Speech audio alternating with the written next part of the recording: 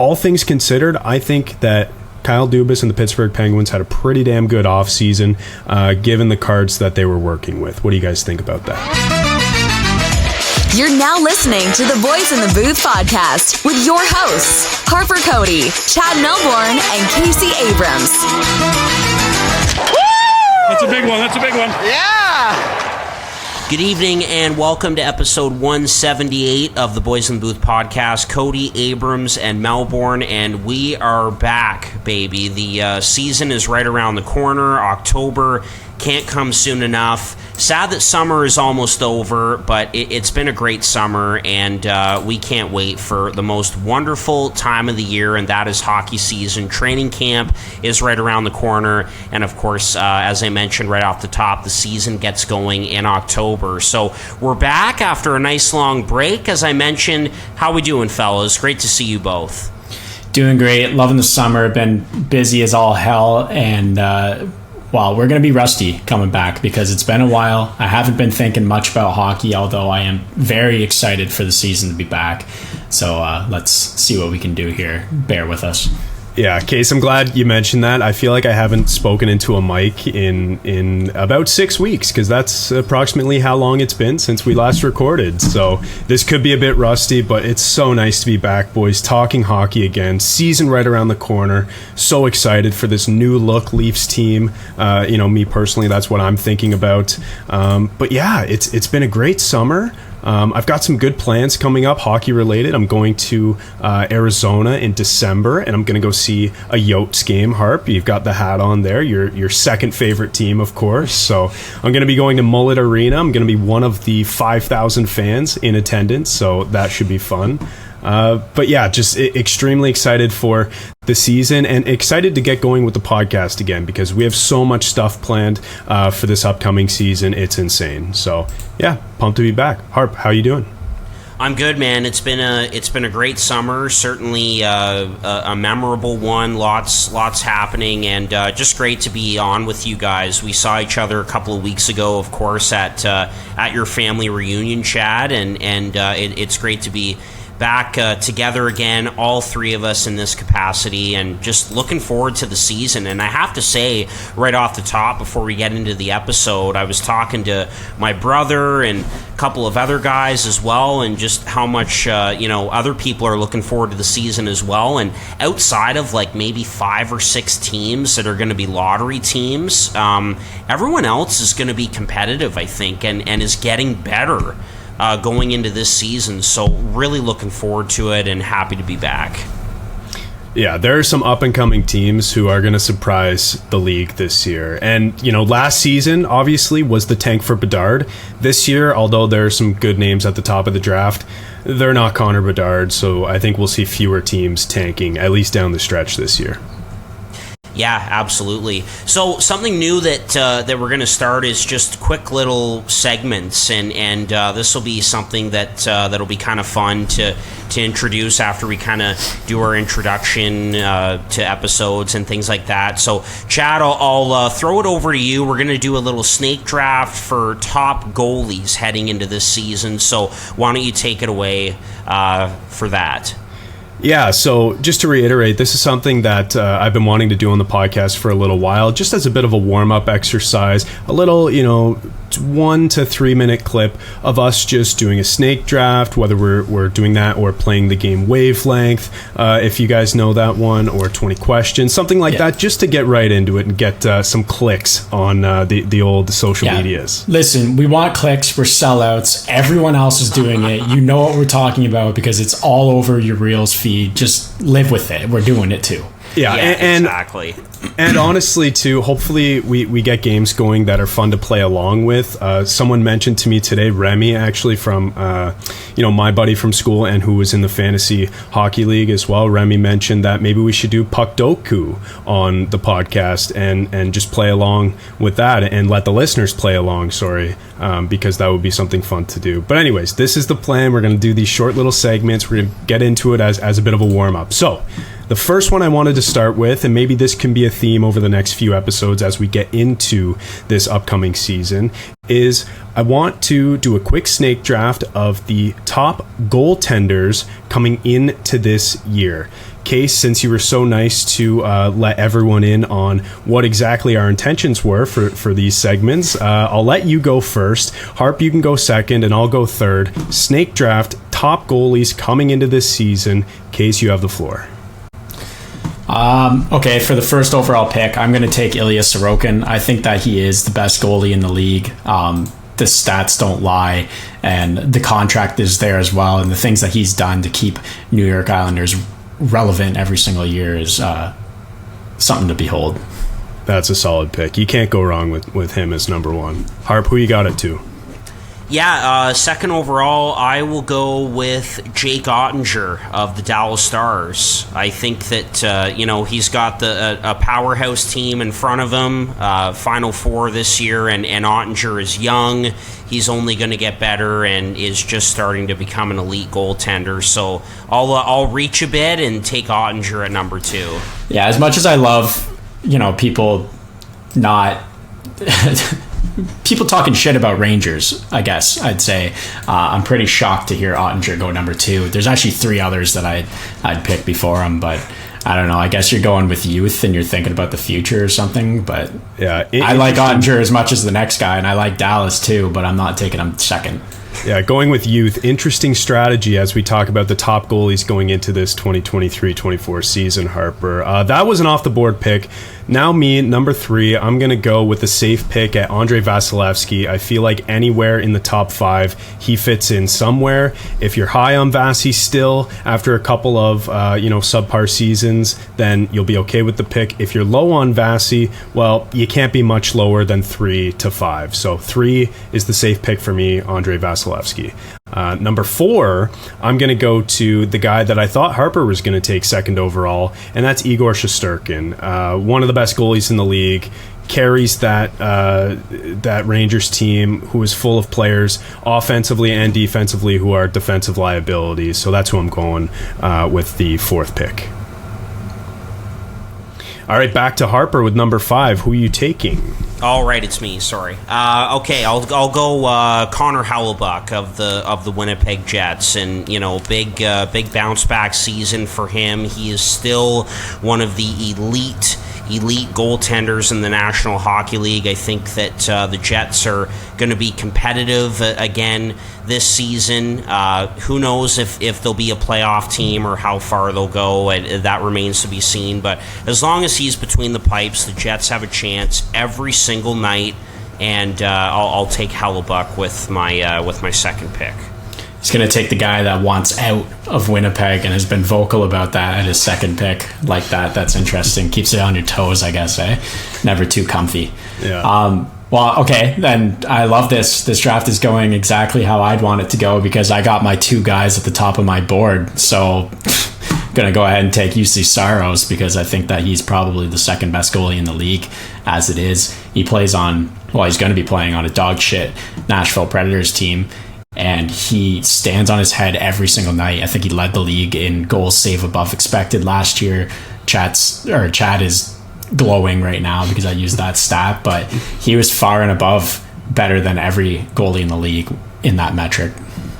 Yeah, all great goalies in the top 6. I think Harp maybe had 2 reaches, although in that top 6, I feel like all of those guys deserve to be there. And then number 7, I know this is, we finished the draft now, but, you've got guys like Linus Ullmark is in the conversation. Thatcher Demko, if he has a bounce back year, same thing with Jacob Markstrom. There's a bunch of guys in that conversation, but I feel like those top 6 have sort of solidified themselves as that top tier. But anyways, great job, guys, for our first little quick segment there, the snake draft of the top goalies in the league. Next week, we'll do something different, and we'll keep it fresh for this intro brief game segment. So Good job for the first one.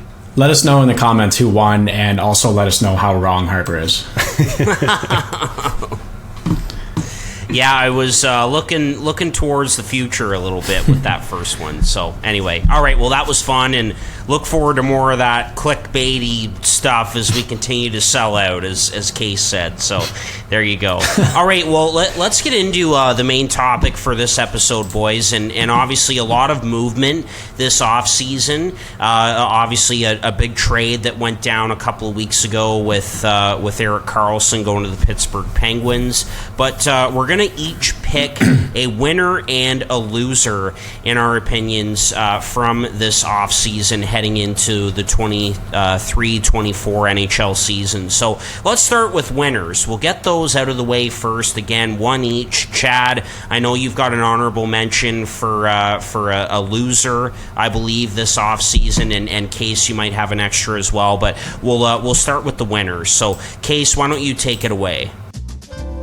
What's up, guys? Thanks for making it this far into the podcast. We hope you're enjoying the show so far. I just want to let you know that we're still doing a limited time merch drop over on boysinthebooth.com/shop. We're selling t-shirts, long sleeves, hoodies, crew necks, sweat shorts, slides, you name it, we're selling it at boysinthebooth.com, so head over there and check it out when you can.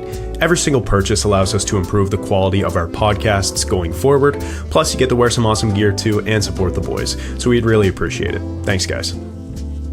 This podcast is sponsored by Liquid IV. Whether you're staying active or nursing a hangover, Liquid IV has you covered.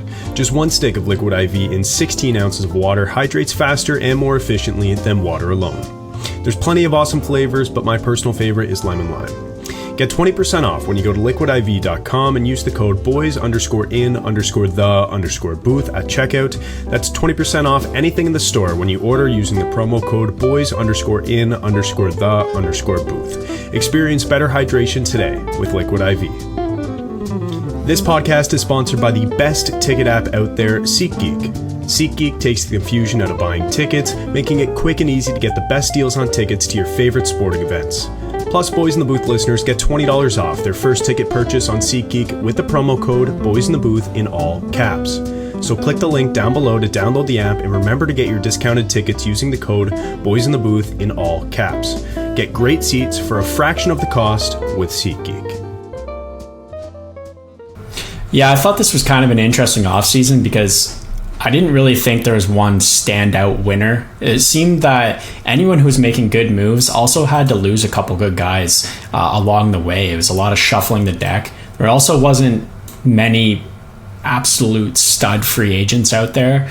So it kind of made it harder on everyone to be a massive winner, you know, getting that gem in free agency. So I kind of hemmed and hawed. It came down to 4 teams for me that I all thought were kind of par with each other, but I'm going to go with the Carolina Hurricanes, and I'm not going to do that because their fans left flaming dog shit on my front porch last year. I'm going to be doing it because of the contracts that they signed their biggest additions to. Bringing in Bunting and Dmitry Orlov to the contracts they did is going to significantly benefit their team immediately with the play that these guys are going to bring, but also in the long run when contracts are coming up in the future, like Teravainen and basically their whole back end outside of Orlov and Slavin. So you've seen other teams get hurt in free agency when they go out and sign guys for the 7-year max contract. Well, they brought in Orlov, who to me was the big fish on the back end. They only brought him in for 2 years, which I like a lot, at a reasonable cap hit. And now that D-core that seems to be one of the best every single year got even better despite losing Gostisbehere, and I think Calvin DeHaan was another casualty on the back end.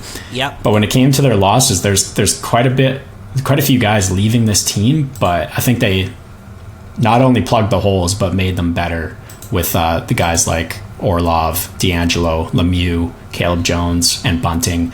Although I think they might have missed out on someone like a Tarasenko or someone to score some goals is maybe what this team is lacking. But the back end, the goaltending, everything looks like, all signs point to Carolina being the top team in the East this year.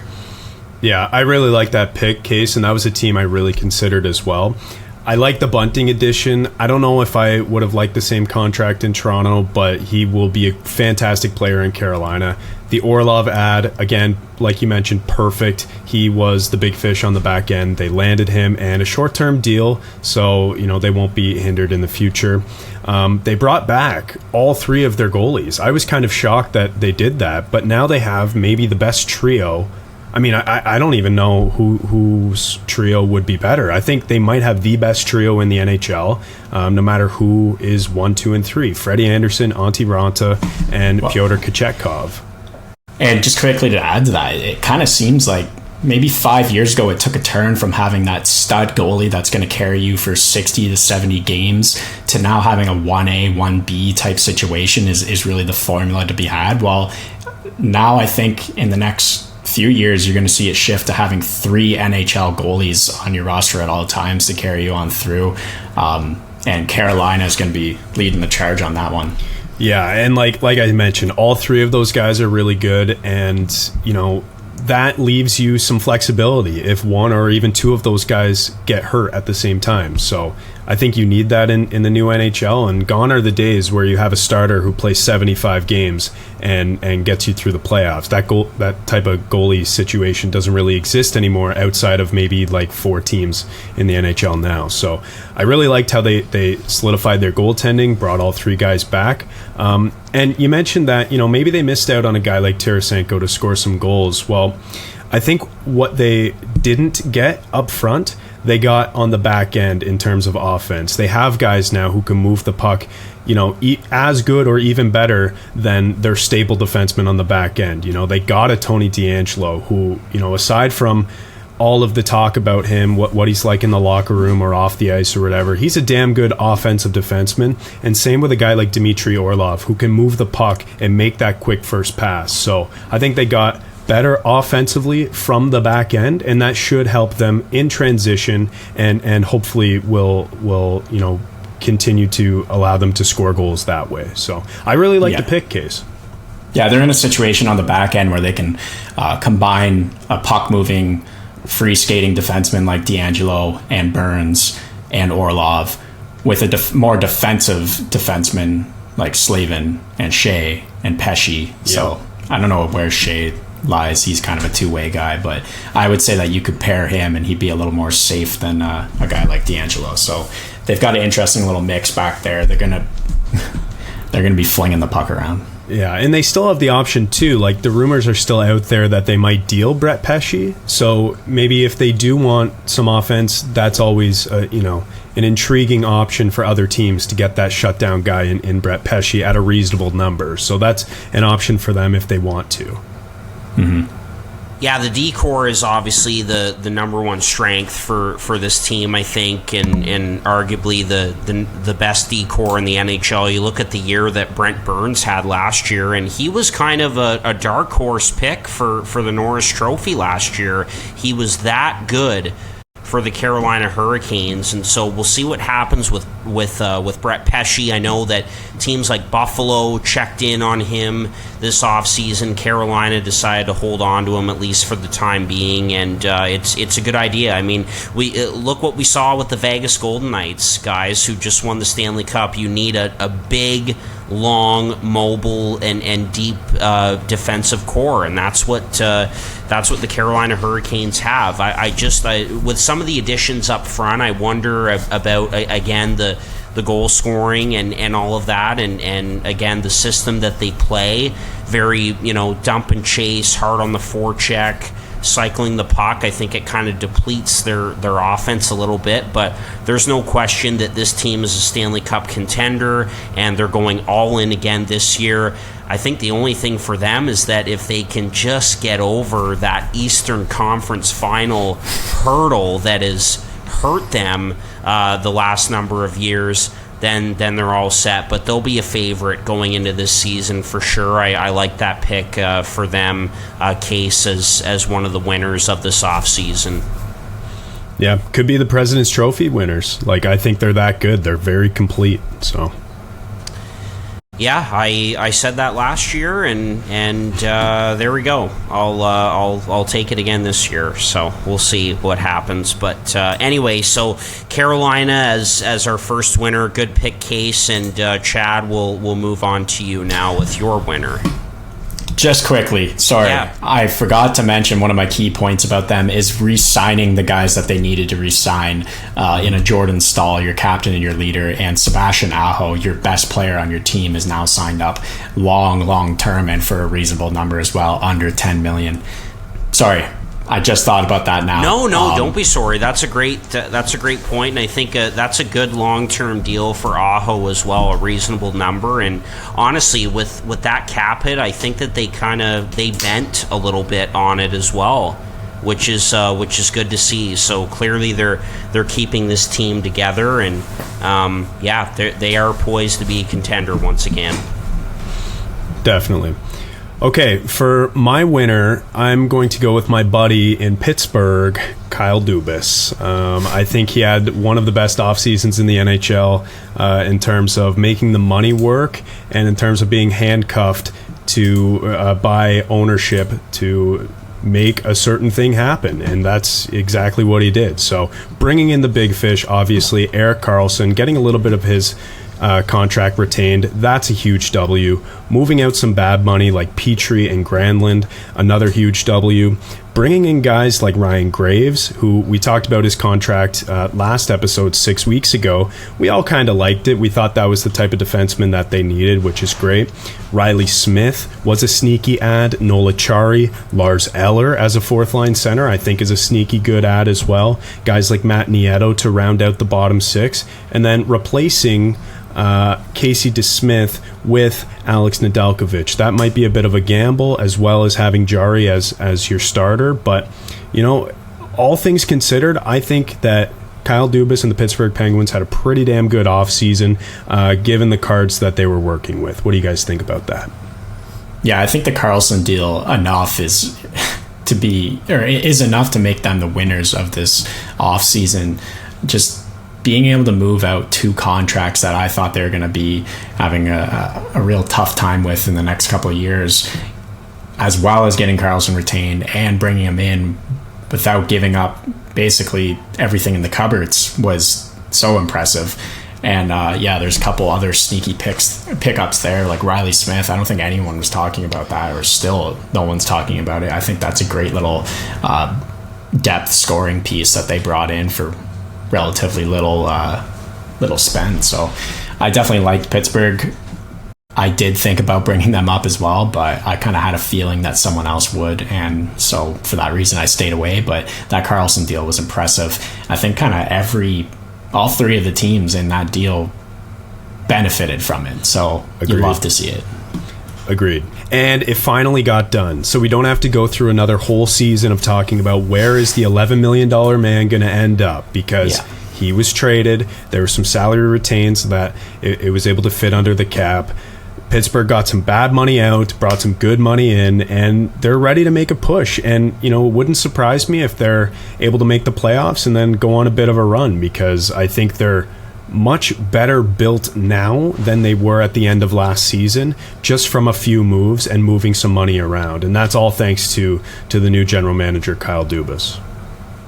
Yeah, I will say that Dubas has done a good job to change up the mix in Pittsburgh, and all of a sudden he's got a brand new core four, and they're just older. That's the only difference with Karlsson, Crosby, Malkin, and Chris Letang. My only question is it going to work with Karlsson and Letang on the same team together? Because we saw that that was a bit of an issue, I think, in San Jose, having him and Burns. It didn't really work out, and you saw when Burns moved on to a new location, he really thrived, and so did Karlsson, being the main guy, obviously coming off of a 100-point season last year in San Jose. But no, I like the moves. I like some of the depth signings, Lars Eller, Nola Chari, of course, and Dubas has got history with him recently. Graves on the back end, which they needed to improve. And so, I think Dubas has done a good job changing the mix. And obviously, when you bring in a player of Erik Karlsson's caliber, you're going to be labeled as a winner from the offseason. So I like that pick. Yeah, and when you bring in the former Norris Trophy winner and you're $3-point-something million in the green on that deal without losing anyone you're really going to miss, That's impressive. That's some cap management right there. Yeah, another player I thought about too on the back end for this team is Ty Smith. Obviously had a down year last year and played a lot in the American League, but that's another guy, you know, like could generate some offense from the back end. He had a great rookie year in New Jersey, so you know they've got options on the back end for sure if if they want to give him a look. So I did like their first round pick in Braden Yeager as well. I thought that was a good pick, and because the Penguins haven't made a lot of picks in the last little while, and now that's 2 years in a row with Owen Pickering and Braden Yeager, and of course that was the first pick of Kyle Dubas in Pittsburgh, so I thought that was good as well. All right, boys. Well, you're gonna roll your eyes at my pick for a winner from this offseason, but again, I'm looking to the future, a team that is ready to take a step forward. I've got the ball cap on, the Arizona Coyotes. I thought we're a winner from this offseason. And look, I mean, we all know that Arizona the last couple of years has kind of been the NHL's punching bag. Are they going to be able to stay in Arizona? They're playing in a college building. Where is their next home going to be?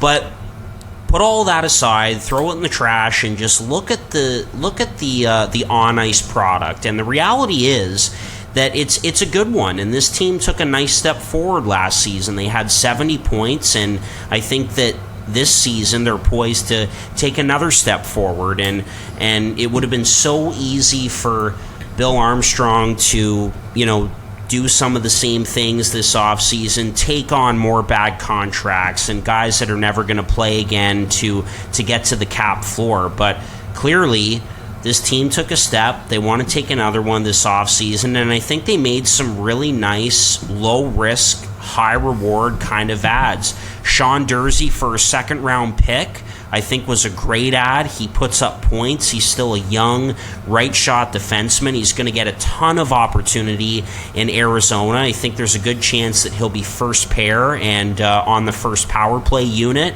So you've got that. Jason Zucker on a one-year deal coming off of a 27-goal season. That's a great ad as well. And adding a player like Alex Kerfoot for 2 years at a really reasonable cap hit. It's a different look for him. Again, he'll get a good opportunity in Arizona to kind of move up and down the lineup, maybe get a chance to play with Clayton Keller and Nick Schmaltz, and then you've got Logan Cooley, who decided to not go back to the University of Minnesota and sign with this team. So I look at the Coyotes as having a very positive offseason, and one that kind of slowly changes the perception around this team that they're trying to be competitive, trying to take a step forward, and it's moves like the ones I mentioned that may help them stay in Arizona and actually build a winner there like Bill Armstrong is trying to do. So I thought it was a very positive offseason for the Coyotes. Again, a pick of mine that's kind of looking towards the future, but this is a team that was a lot of fun to watch last year and I think is going to take a nice step forward again this season. What do you guys think? I think that the offseason was definitely a step in the right direction. They got significantly better. They added basically their top pair of defensemen in Dumba and Durzi. So that itself is going to be a huge win in this offseason because the back end was really looking pretty miserable going into the season without those ads. They've definitely got a lot of guys. They almost seem like, if you look at their offense, or their forwards rather, they seem like they're an expansion team. Mm-hmm. It's like a load of guys who could use a shot somewhere, who've been playing on the third line on other teams, on good teams for the most part. And when they get that shot, these guys could step up, and it's actually going to be a little bit more interesting to follow Arizona this season for that exact reason.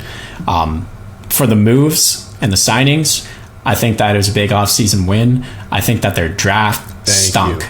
Thank you. And if we're including that in the off season, then it takes a little hint there. But no, Harp, I like everything you said. I like the players that they brought in for this team. I don't necessarily love a Kerfoot for the Toronto Maple Leafs or New Jersey Devils, but for the Arizona Coyotes, I think it makes a lot of sense. And they really didn't have anyone big they lost. I think it was just Christian Fischer. So definitely a more improved team this year, and maybe it's going to be a little more fun for Chad to watch at Mullet Arena.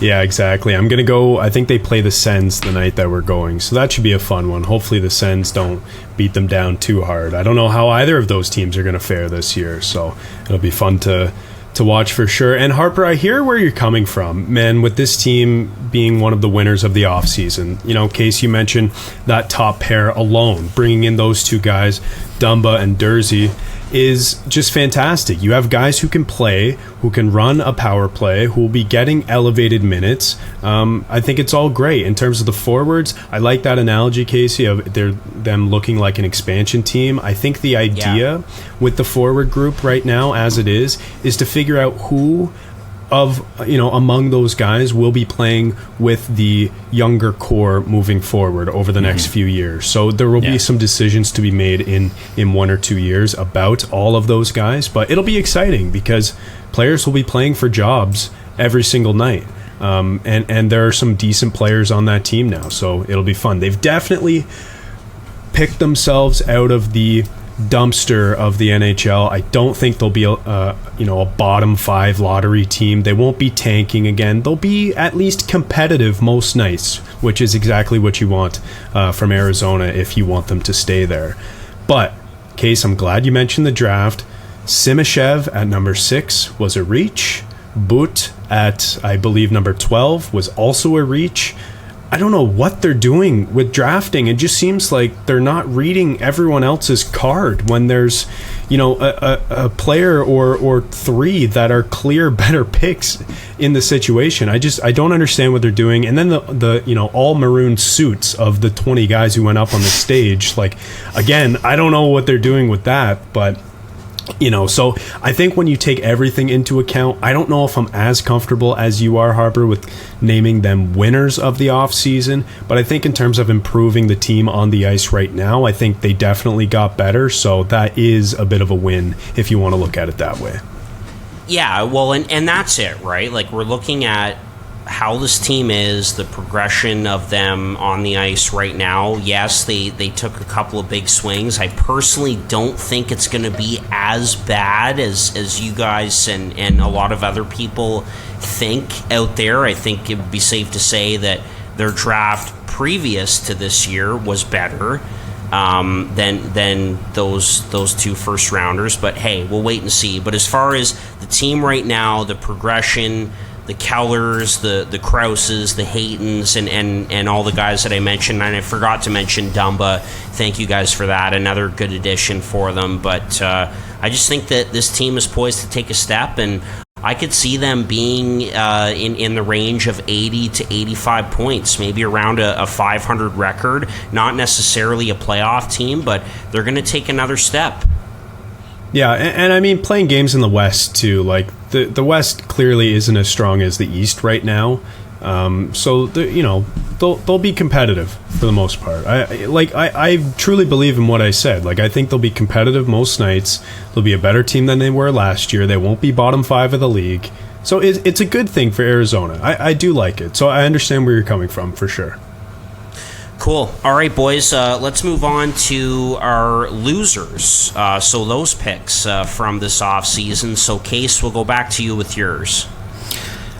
Yeah, there was a handful of losers that I had, and for the sake of not beating a dead horse, I thought I'd pick one that's not one that I've been talking about, and certainly not one I talked about 6 weeks ago when we last had an episode, and that's the Tampa Bay Lightning, who is taking a considerable step back here. Not quite as bad as maybe Boston, but Tampa Bay losing Killorn, Ross Colton, Ian Cole, and their whole fourth line of that gritty playoff fourth line of Pat Maroon, Perry, and Bellemare.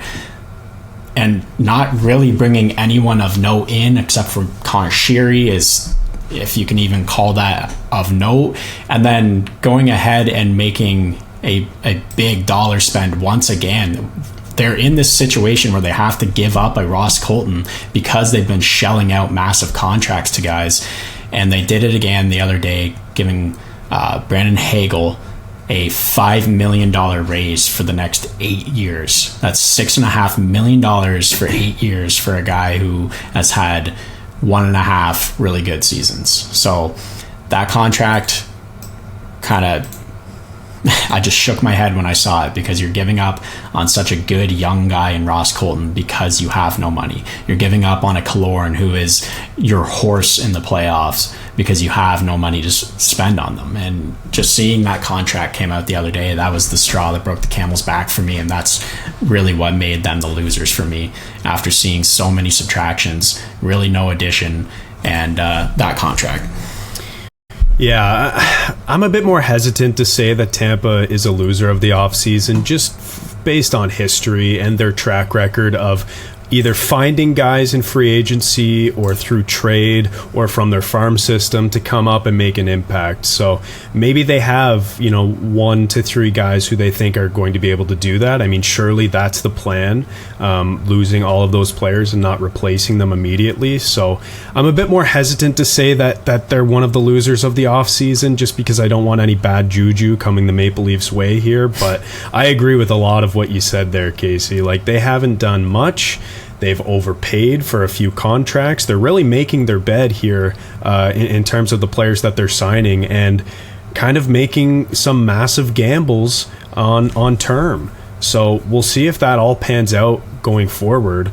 But in terms of this season alone, I don't know exactly how good Tampa is going to be. I know the Atlantic is going to be better top to bottom, so it might be a bit more difficult for Tampa Bay to be in a playoff spot. But at the same time, I feel like they're going to make the money work somehow. They'll go out at the deadline and they'll add somebody or a few players and make it work. So, again, a bit more hesitant than you are to label them losers of the offseason, but I do agree they're definitely worse going into this year than they were at the end of last season.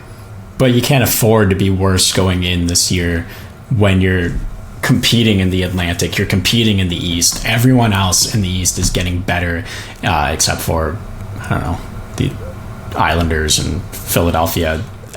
Philadelphia is trying to get worse, and the Islanders did literally nothing. So, yeah, everyone's getting better. I think doing nothing is a loss in this offseason in the East, and then actually getting worse is even worse. I don't know. I'm rambling and not making any sense. No, I hear you. You're making sense. Listen, if I say Tampa is the loser of the offseason case, and I agree with you, then they're going to beat the Leafs in the first round this year. Yeah. So I cannot do that in good conscience.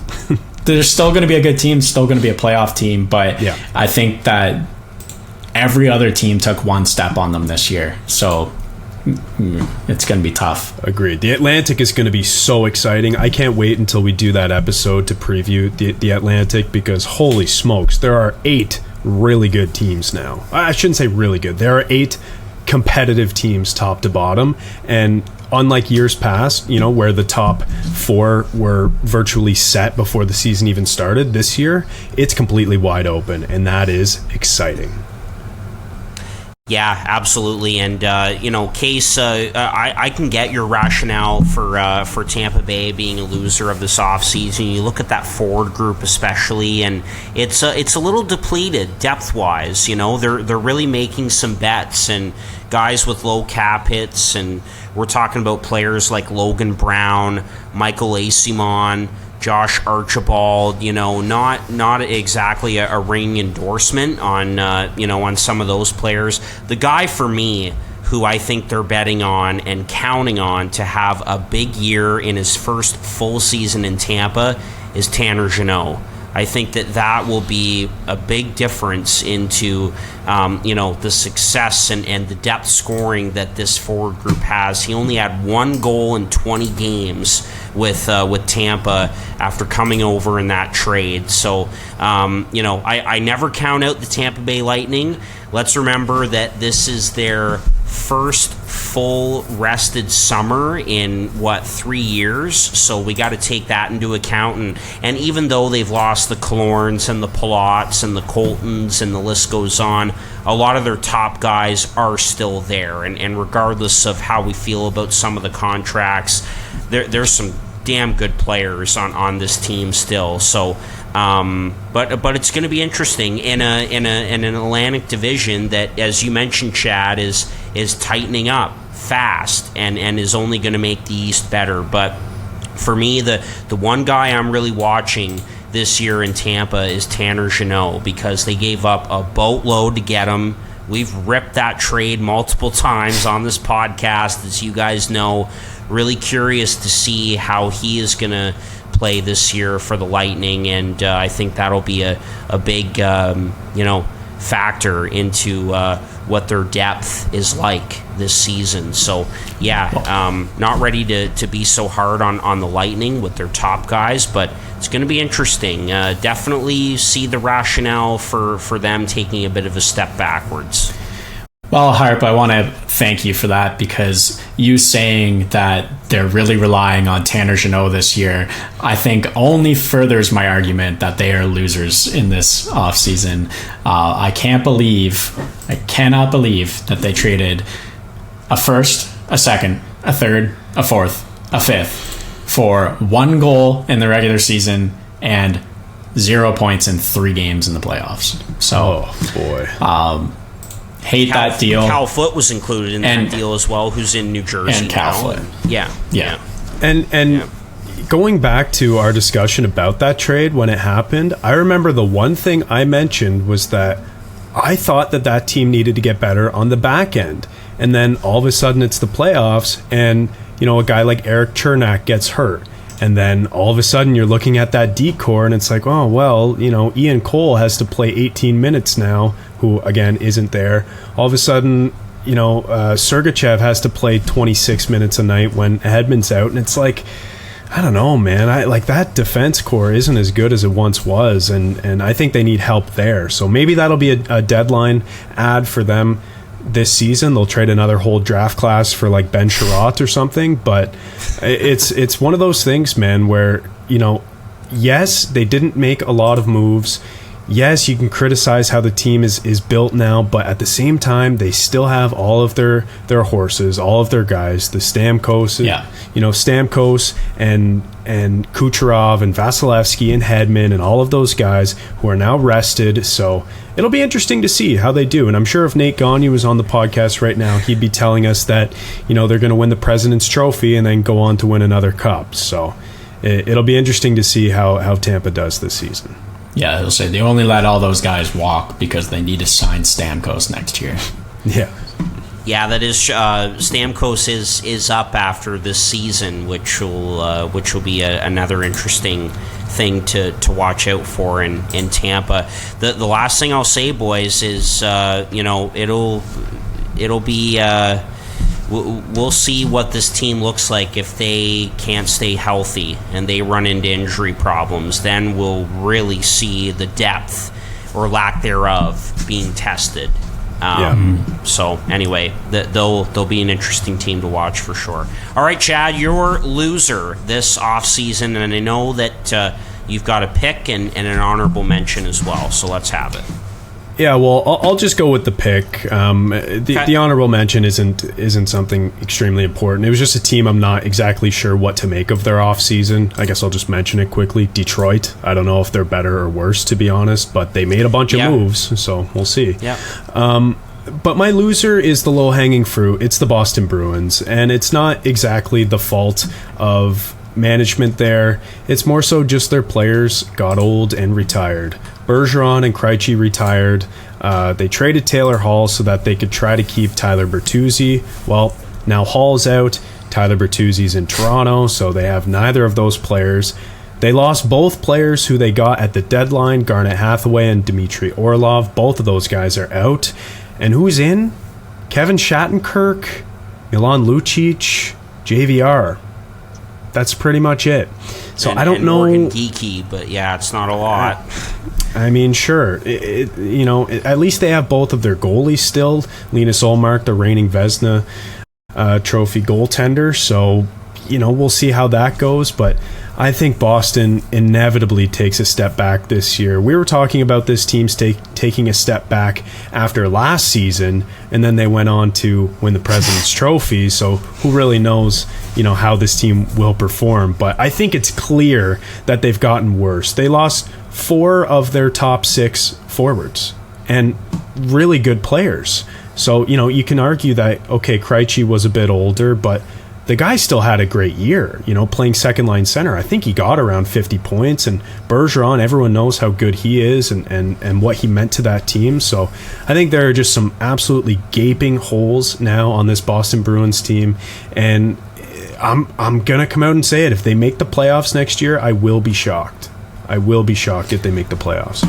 Yeah, they're going to need a Hart Trophy season out of David Pastrnak this year for that to happen, I think. Mm-hmm.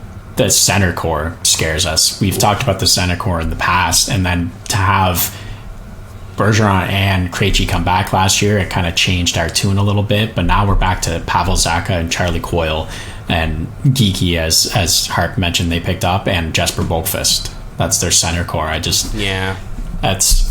That concerns me, and I don't know. Their big move in this offseason after losing 4 key contributors is and Dmitry Orlov, who was their big trade deadline pickup, is bring back Milan Lucic for nostalgia. I don't know. So yeah. I don't think that this team is a playoff team either, but go ahead and clip this for when I'm a dumb, stupid idiot and they're second in the Atlantic.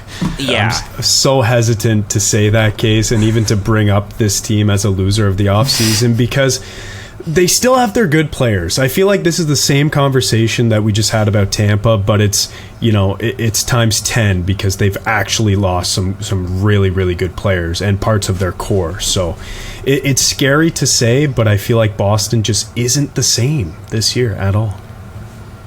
Yeah, no, it's easy to say that, and I just I can't wait for clip this like Case said and wait, and they have another season like they did last year. No, I'm joking, but they make the playoffs and go on a big run or something like that. Case, sorry, you want to jump back in there? Yeah, I won't say shocked if they make the playoffs like Chad said. I think they certainly can, just based off their D-core and goaltending alone. Then, you play shutdown defense with that team and have Pasta and Marchand throw a couple goals in the net. You're quickly going to win a few games that might get you into a playoff spot. But I just don't think that. I think they're going to be a wild card team. That's where I'm at with them right now. And for me, that makes them a loser. I did. They were on my short list of losers. Yeah. It was the low-hanging fruit. Oh, for sure.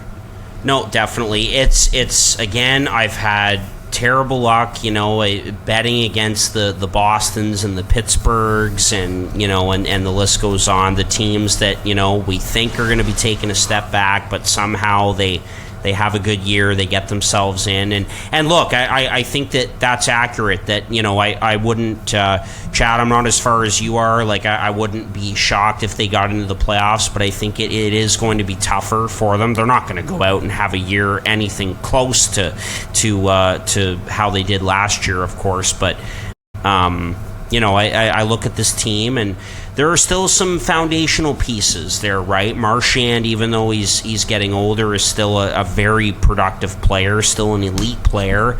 McAvoy, Pasta. I gotta wonder, especially with how they look down the middle now, if one of those goaltenders, if we see one of them get dealt at some point just to help out and especially with that position, and we'll see how they look. But again, going back to what I was kind of saying about Tampa, banking on some guys depth-wise having good seasons. Like I think Boston is they're going to have to do that with some of their young players and see what they have. The Laukos, the McLaughlins, maybe Fabian Lysell gets in this year and gets some games under his belt. We'll wait and see, but yeah, definitely think this team takes a step backward. But hey, they've still got some pieces that are locked up there for a long time, some of the best players on the planet, and we'll see. But again, like, the Atlantic is getting tougher. It's an older squad, and it's going to be a lot different than it was last year for sure. But no, I totally get the rationale for them being a loser from this offseason. Yeah, for sure. And Harper, just going back to your point, last thing I want to say about possibly trading one of their goaltenders because both were so good last year. I wouldn't be so quick to do that. Goaltending is so random. We talked about how, even earlier this episode with Carolina, how you kind of need 2 or 3 really good goalies in case of injury or just sporadic play. And, do you think Linus Ullmark is going to have another Vezina caliber season? I certainly don't. I think there will be some regression to the mean there. So I don't know. I would be very hesitant to trade a goalie, even if it does add to your center depth, because if you lose one of those guys, I think you're in real trouble. Where I'd argue there is that now is the time to do it if you're Boston, because you're going to get a king's ransom for both of those goaltenders, either one, whoever you decide to stick with. Ullmark because he's coming off of Vezina season, and Swayman because he's young and just as good. Yeah. So if you're going to make the decision to trade one of these guys, you need to do it now before one of them takes a big step back in the first third of this season. Yeah, and fair point, Case, in terms of value. If you're going to do that, you better get, at least a third goalie or equivalent back to replace him. So, yeah. Well, here's an idea for Don Sweeney and the Boston Bruins. Just be a lottery team this year. Draft Cole Yzerman near the top of the draft. He's a Massachusetts native, and you've got another foundational player and a young player to help build things back up. So there you go. All about the connections. Massachusetts boy, he says. Yeah, I think there'd be a riot in the street of Boston if they did that. But yeah, probably. All right, guys. Well, to finish it off, I'll give you my loser from the off season, and I'm glad we all had different ones. By the way, this is great. So, they were just involved in again a blockbuster trade from the summer. I'm gonna go with the San Jose Sharks just because I don't really know what direction this team is going in. I think that Mike Greer has done a reasonable job. I thought that the picks of Will Smith and Quentin Musty in the first round were really big for this team to add to that pool that consists of Eklund and Bordelot and the list goes on. But I can't figure out the direction of this team. Are they rebuilding? Are they committed to it fully? Are they trying to be competitive? Do they see the bottom half of that Pacific Division is kind of wide open? Maybe. I don't know. I mean, yes, Anthony Duclair is a good player and a nice ad. I do like the bet on Mackenzie Blackwood having a bounce back year there, and that's all well and good. But looking at the return from the Karlsson deal, it's again, not exactly a ringing endorsement in my opinion in certain ways. Mike Hoffman is not the player that he used to be. What is Mikael Granlund going to be this year after a rough stint with Pittsburgh and then an off year with Nashville before that? And this D-core as well, after losing Karlsson, and you don't have Brent Burns anymore either. It looks really thin back there. Yes, Mario Ferraro is a good defenseman and probably your best defenseman at this point, but he can't be asked to do absolutely everything on this team. So I don't know. I get that San Jose is probably going to be one of the bottom teams and be a lottery team, and that's great for them because they have to build things back up and look towards the future. But just some of the moves that they've made, I just can't get a sense on what direction they're going in and which one they fully committed to. So what do you guys think about that pick as San Jose being a loser of this offseason?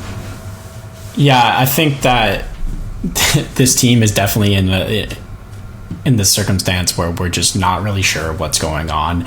And for me, most of the time, I call those losers because I need direction.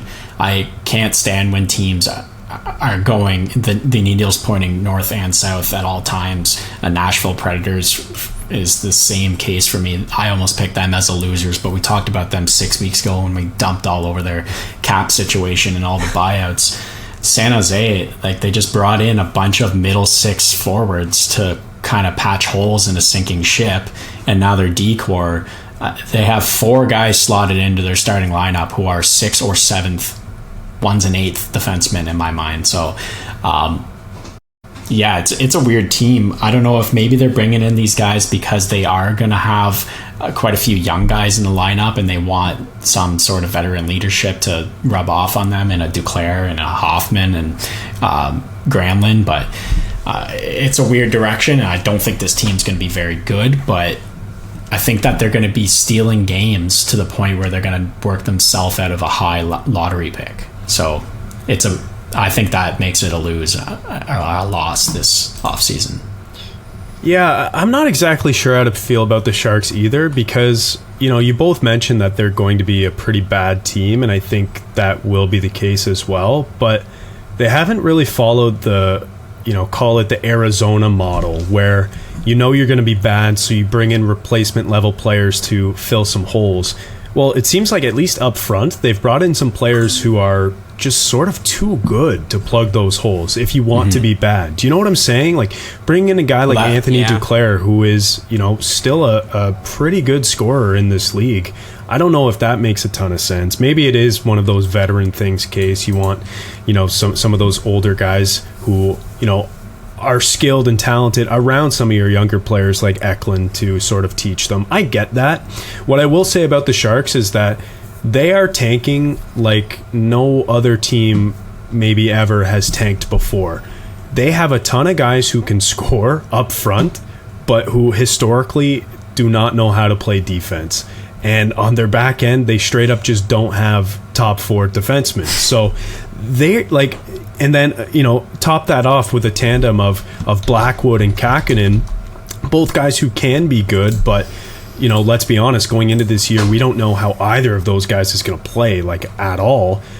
This could be an extremely fun team to watch. They might win 15 games just by outscoring the opposition 8-5. Like, it could be extremely exciting to watch. But that being said, like, I don't think any other team has tanked quite the same before, so it's just interesting looking at them. But I agree generally, Harp, that they're one of the losers of the offseason. I didn't mind the return for Karlsson. I'm glad they finally got it done, to be honest. Like, it was just exhausting for them, I would assume, to have to go through that process of especially the day-to-day of talking with teams and negotiating. Like, it's over now. You don't have to worry about it. Like, you're on to a new chapter.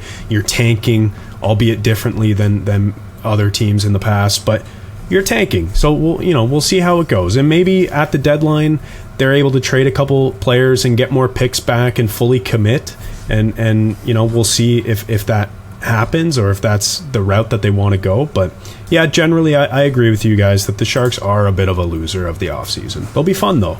Well, yeah, you said kind of what I was saying, in that I think they're going to accidentally steal a bunch of wins with these guys who can score goals.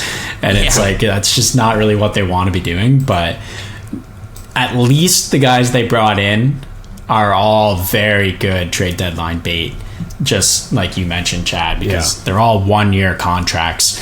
Dish them off at the trade deadline. Hopefully some of your younger guys are ready to make a step, and then just play like a bag of shit for the rest of the year. So yeah, it's going to be a weird season in California. Yeah, something we haven't mentioned either is that, the Sharks have to sell tickets. They're not the Maple Leafs. They're not the Canadians. Like, they're not going to sell out every night. So they need a draw, and bringing in a guy like Duclair could be that draw, or, even a Hoffman. Of course, he's not the same 30-goal scorer he once was, but, you need players to score goals and if you want to sell tickets. So that's part of it, too. It's a California market. It's not exactly the same as being in a hockey hotbed, so... And those teal jerseys are one of the best looking jerseys in the NHL. That's for sure. But again, guys, like I wanted to bring this up just off the top of my head. Like, how bad does this sound for a top 4 on the blue line? Like, let's say it's again just off the top of my head: Ferraro, Ruda, Vlasic, Kyle Burrows. Like, Is that the top 4 there? Again, this is just off the top of my head without looking at cap friendly and all of that, but that is a top 4 decor for a team that's tanking, that's for sure. Yeah, like Radim Simek, Matt Benning. Yeah, like that might be Benning too.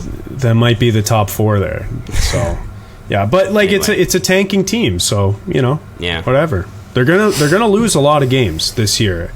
We just think that they might win some by mistake, which is very possible. I agree. And let's not forget too, this is a team that still has guys like Tomas Hertl and Logan Couture who are still very productive NHL players as well. So anyway, but that's my pick. So good stuff, boys. This was great to be back with you guys. I can't wait for the season to start and like so many others out there as well. So again, thank you for listening to episode 178. It's great to be back. We'll be chatting with you again next Wednesday, and hope you have a great rest of your week. Thanks for listening, and good to be back. This has been another episode of Boys in the Booth with Harper Cody, Chad Melbourne, and Casey Abrams. Connect with the Boys in the Booth on Instagram, Facebook, and YouTube at Boys in the Booth. Visit boysinthebooth.com for show details. And don't forget, you can become a patron of the podcast for just $1 a month at patreon.com/boysinthebooth.